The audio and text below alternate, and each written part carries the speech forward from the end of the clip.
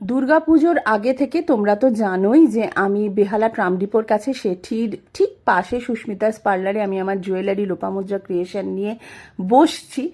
তো অনেকে পরিবার.com-এর আসছে, তারা কথা বলছে, আমার ভীষণ ভালো লাগছে। তো কালকে একজন এসেছিলেন, উনি বললেন যে তোমার বাগানটা তুমি একটু ভালো করে তো দেখাতে পারো গো, বড্ড তাড়াতাড়ি তুমি ক্যামেরা সরাও।